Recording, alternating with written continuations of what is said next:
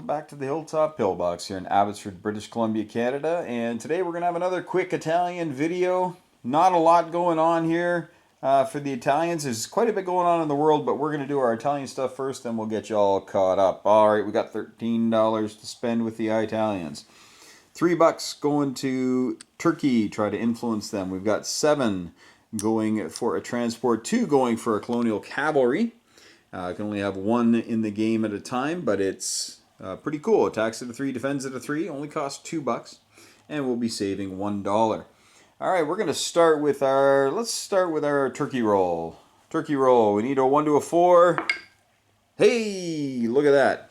All right, so we're going to move the turkey up to 3, and we're going to add $1 up there. And sorry, turkey, we don't mean to knock your militia over. They're very brave men. I'm sorry. All right, so we're up to a 3, so that's pretty cool. Now we're going to do our tech roll, and our tech roll is for improved construction. You can see where, oh, sorry, I was moving things out of the way to make sure I had the right number. All right, so improved construction. We need a 7 under there. All right, so we need a 7. Got to get that. Here we go. And a 7 or better. Hey, look at that. That is the first time this game I have gone 2 for 2 on tech and turkey. So there we go.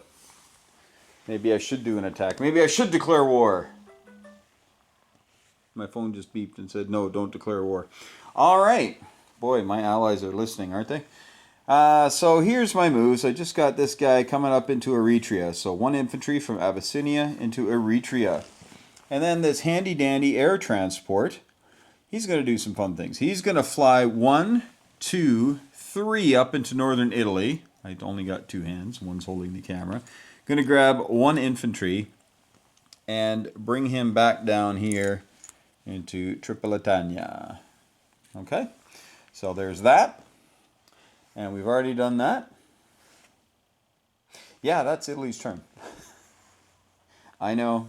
Some of you popped popcorn hoping for more, but just eat it and you'll be fine. So the transport's going to go into C Zone 50.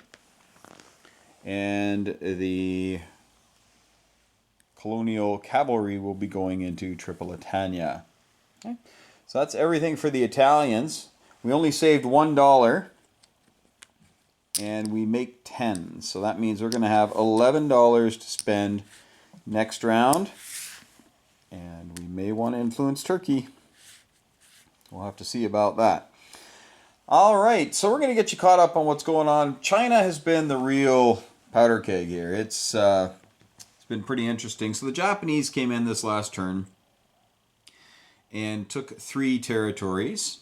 You can see them there, the 3 they took. This is the 3rd one. You may not be able to see under the Special Naval Landing Force. And because we're playing China at war, then we had to do a roll.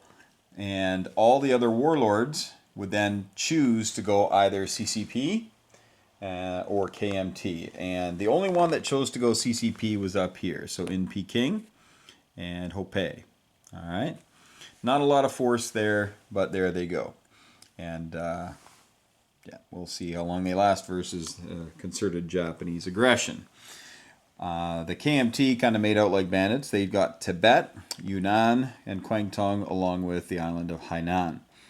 So although the KMT lost some income here, they gained it right back. So they're at 6. The CCP's at 5, which is some decent scratch for a little country like that. It's probably going to go down right away here. But I think they saved some money last round too. So who knows? They might have some cash.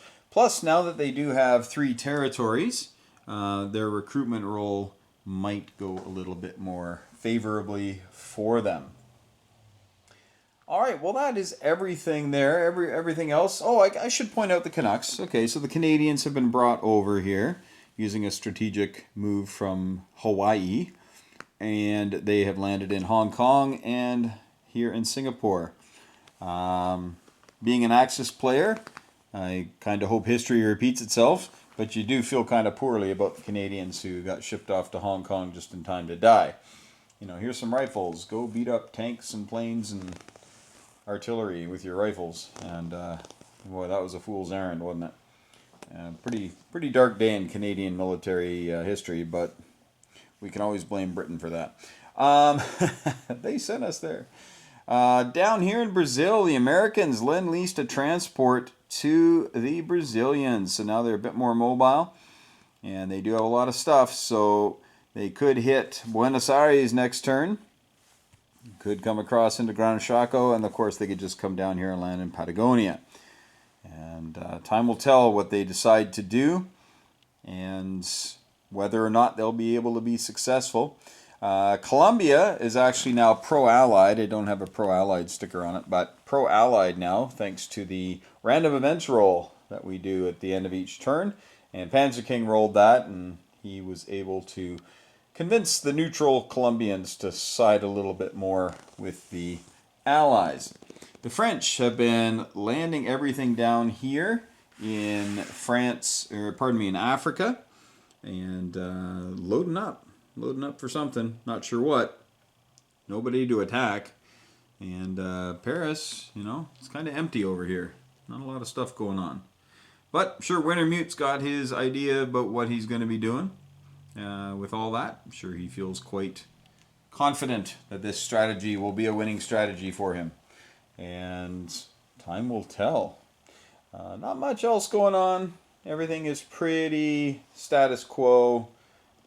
Just you know, the Japanese doing their thing. All right, folks, thanks so much for watching.